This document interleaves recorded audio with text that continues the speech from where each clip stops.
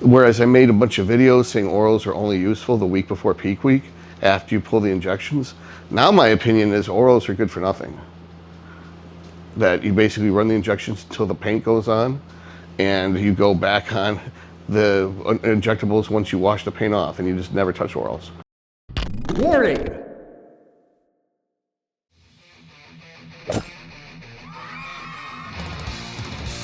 You're watching Dr. Todd Lee TV, where theoretically you could learn a bunch of cool shit.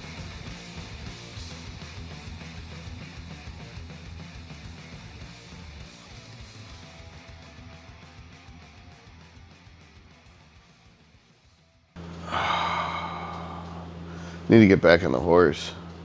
That this mini vacation is great, and I'm ready to get back on a diet and back on a routine.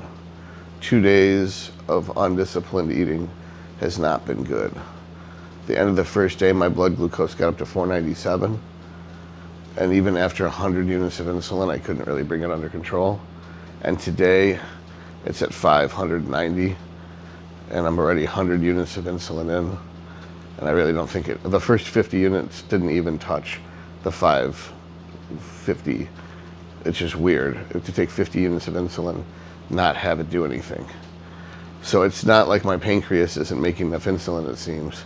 It's that the tissue just is so saturated that there's nowhere for the carbohydrates to go. So I did another 50 units of insulin. Hopefully that'll work. A lot of people are like, that's an enormous amount. You're right, it is. I've never used more than 15 in my life. I've never seen blood sugar levels higher than 180 in my life. So I've seen 500 yesterday, and I babied it and it didn't work. So today I saw 600. I'm like, fuck it.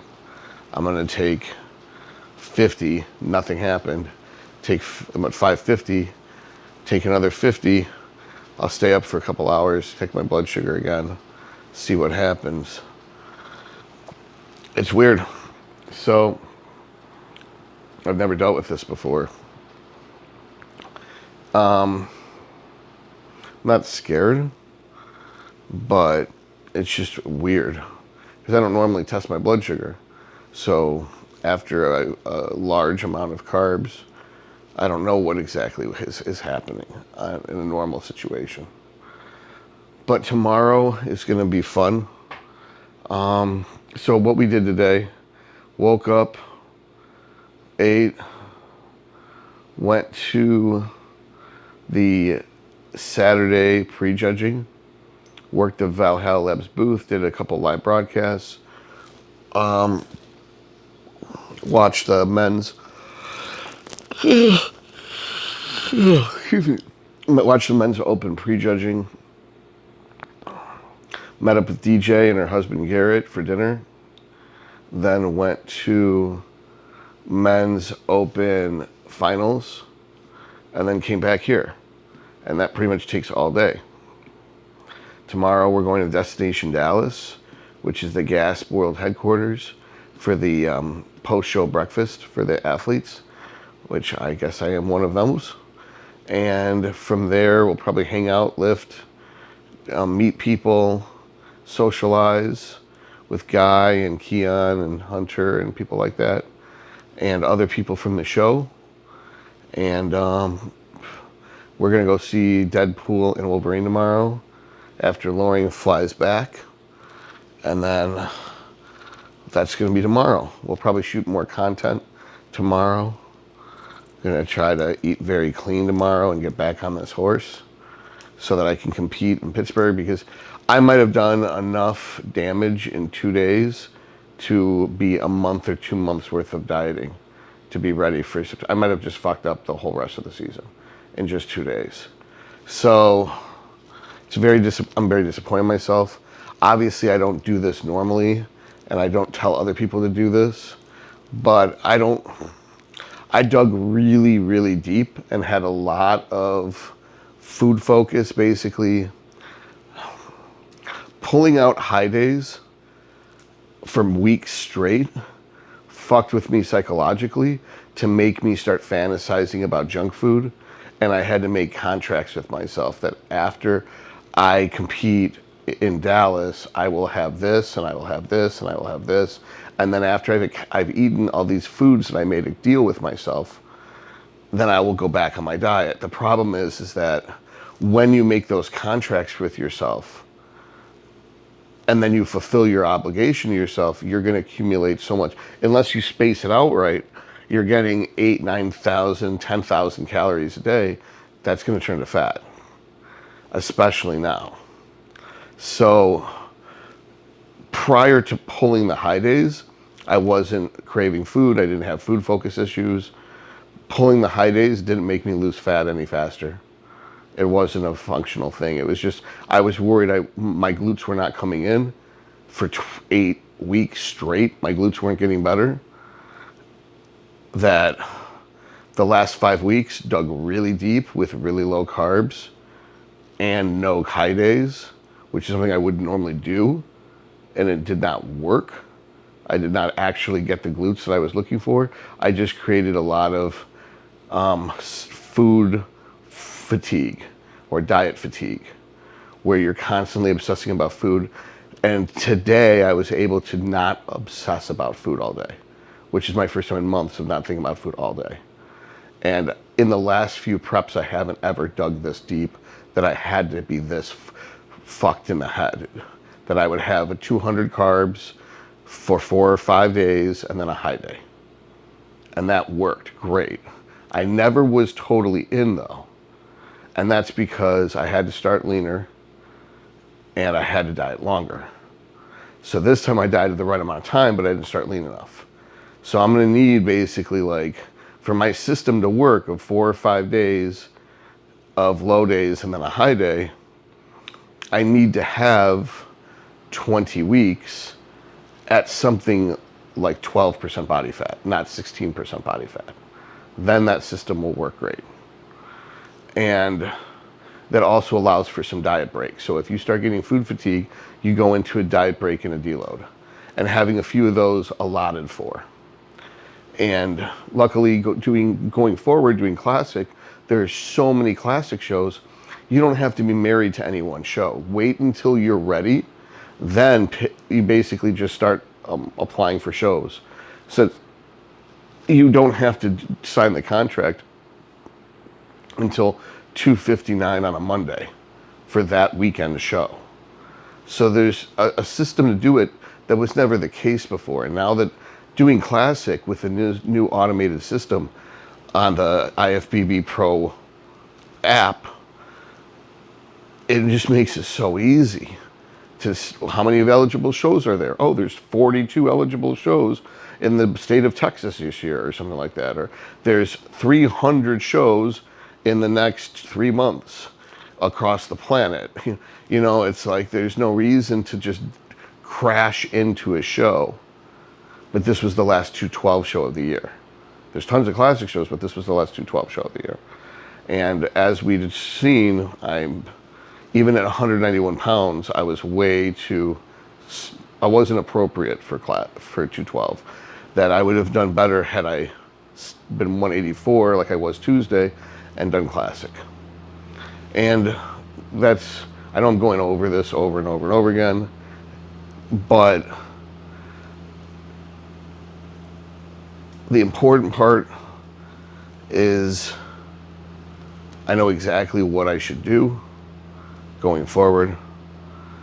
And me being transparent about doing something wrong isn't me giving permission or advocating for that behavior or justifying it or rationalizing it or looking for sympathy for it. It's a cautionary tale. Don't do what I did. Don't have multiple cheat meals back to back and fuck up months worth of dieting. Just do the program I laid out in the how to cut videos, give or take, and after your show, have one desired meal that you've been craving for months, and then go right back on your diet so you can compete in the next show. And even if you have no shows, You don't want to piss it all away. You can give yourself a break and say, hey, I'm going to have this cheat meal, and maybe have a high cheat meal every 3, 4, 5 days for the next 2 or 3 weeks until you've gotten all your favorite foods that you've been missing.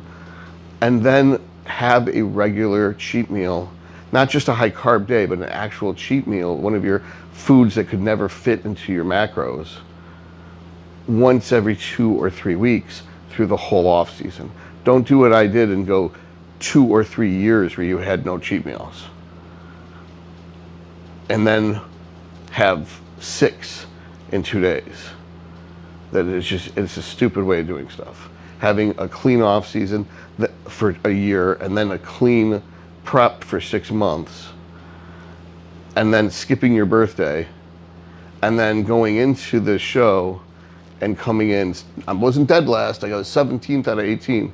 So you made all this sacrifice and you dug really deep and made it when it went from one of the easiest preps to one of the hardest preps of your life, and made you miserable and made your quality of life go from a 9 to a 1. And then to do that bad when it was 24 hours before you looked great, and you just, for some reason, the peak backfired at the last minute, and do that bad. It's easy just to say fuck it and eat the things that you made a deal with yourself to eat. But that's not what you should do. You shouldn't be doing more than 1 cheat meal a day, even if it is the day after the show. Don't do what I did. Don't pull out your high days. Don't panic and try to make it squeeze your body into a show, and then have major food fatigue and food focus to where you have a bunch of dirty meals and compulsive binge eating post-show, and get your blood sugar up into the 500, 600 range. That's just a really stupid thing to do. And it's embarrassing, but I'm going to keep it real. That it isn't just that I failed. It isn't just that I fucked up. It isn't just that I embarrassed myself. It isn't just that my comeback was more embarrassing than my rookie show. It isn't just that I failed as a 212 bodybuilder. It's that I also failed as a human and as a man to have discipline and self-control. So I compounded insult and injury ad infinitum. But I actually was in a great mood and had a great past couple of days. And I probably didn't eat any less responsibly than 90% of you watching this. But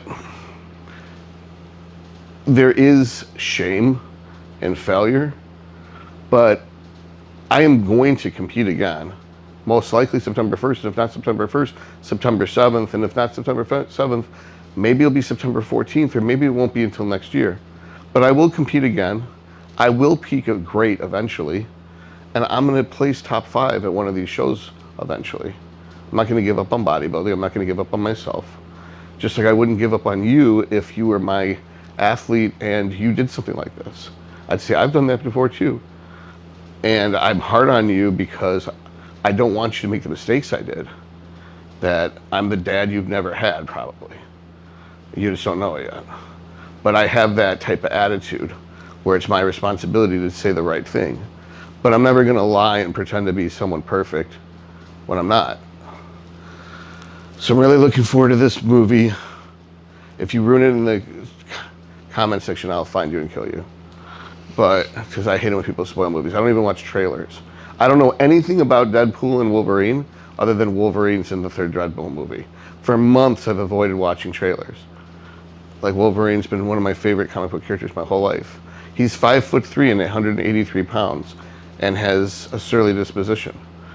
And our state animal is a fucking Wolverine, and my university records are on one Wolverine Boulevard. That I have the University of Michigan license plate. So I know this seems kind of like a disappointing rambling, like it's almost like a funeral type atmosphere for a happy day, but I'm not gonna lie, and to me, lies by omission are still lies.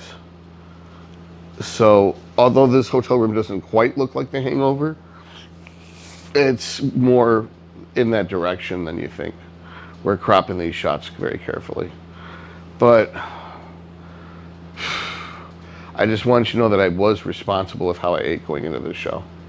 That it wasn't like I was eating like shit or wasn't strategic. It was just something went wrong. It was probably because I swapped out the injectables for the orals because that's what the responsible thing to do is, and it just didn't work. Or the fact that we were doing 400 carbs for 3 days, 600 carbs for 2 days, went back to 400 carbs, and then the next morning looked like I gained 4 pounds of water and looked like shit. Doesn't make any sense at all. I should have been lighter, not heavier. It just doesn't make any sense. I cannot figure it out. Salt and water were pretty much static. If anything, they escalated slightly with the amount of food. The day before had less water. I think I had 6 liters as opposed to 8 liters.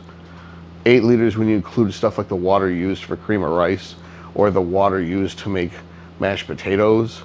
You know what I mean? Like, potassium was accounted for. It wasn't like super strict, but you wouldn't just fucking gain 4 pounds of water overnight when you've pulled water and pulled GH. It doesn't make any sense.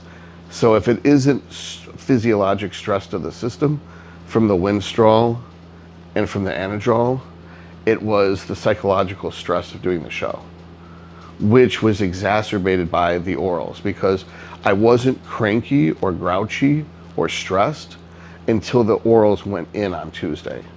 On Monday, I was in a relatively good mood, even though I had flown that day. But I got progressively more angry and irritable Tuesday, Wednesday, Thursday, even though I was looking better and eating more food. And I think it's because of the orals. So, whereas I made a bunch of videos saying orals are only useful the week before peak week, after you pull the injections, now my opinion is orals are good for nothing. That you basically run the injections until the paint goes on, and you go back on the injectables once you wash the paint off, and you just never touch orals. And if you can handle 25 milligrams of Anavar here or 50 milligrams of Anadrol there, good for fucking you. But this whole thing about replacing all your injectable load with oral load, or 50% of your injectable load with oral load for the last 3 to 5 days or 7 days before the show, it's fucking stupid. At least that's my personal experience and from blowing this. And the intelligent person would say, and this is John Jewett, Roman Fritz, Carino, everybody's like, if you like how you look the week out from the show, don't fucking change anything. Maybe increase carbs and practice with, or take a high day at a strategic day, like you have the high day 48 hours before you step on stage, or you have the high day 24 hours before you step on stage. Wherever you've already figured out when your best look is, just do what you're doing. So that's why you have a high day every 5th day, and maybe 2 days after the high day is when you look your best. So you have your high day 2 days before you step on stage, and you don't change anything. Changing shit was stupid. I knew it was stupid to change shit, but we tested out the Anadrol, and with the Anadrol, I looked better with a high carb day than without. But I also did insulin with the Anadrol on that high carb day. And I didn't do insulin with the Anadrol on these peak week because I didn't think I needed it, because the carb content wasn't 900, 1,000, 1,100.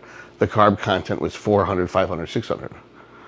So it was a different way of carbing. It was a more gradual way that would have supposedly had a more predictable loading pattern with less water retention because there's less random amounts of variables.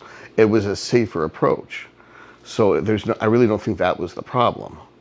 And I've done that protocol before, doing 400, 500, 600, 400, and it worked fine. I was a little flat, but that wasn't the case this time. I mean, maybe if I had ate more food before I stepped on stage, it would have pulled more water into the muscles. Maybe if I hadn't pulled GH the night before, water wouldn't have seeped out of the muscles. But it wasn't the same amount of water. I shot up 4 pounds. There's just no explanation for that except for water retention from the Anadrol or liver failure from the orals. And plus the way that the water looked, it was just a film. over the chest, over the thighs. I had all the same cuts, I had all the same separation. I just had a film, and that's typical of somebody who is holding water under the skin, and that's usually due to stress or aldosterone. Anyway, so would a diuretic have been appropriate? In theory, if the diuretic would have pulled the water just from under the skin and not from the muscle, then yeah, a diuretic would have been appropriate. Had we used more carbs, maybe would it have pulled the water out of the skin and into the muscle? That's possible too. Had I not pulled GH, that would have been possible too. Had I not pulled the injectables, that might have been possible. But we know for sure I look perfect Tuesday. So if my Monday was Thursday, then my Friday look would have been my Tuesday look. And everything would have been perfect. Anyway, sorry if this came out as negative. It didn't intend to be. It just was me pouring it out from the heart as to how I actually feel, not putting on a fake face for social media.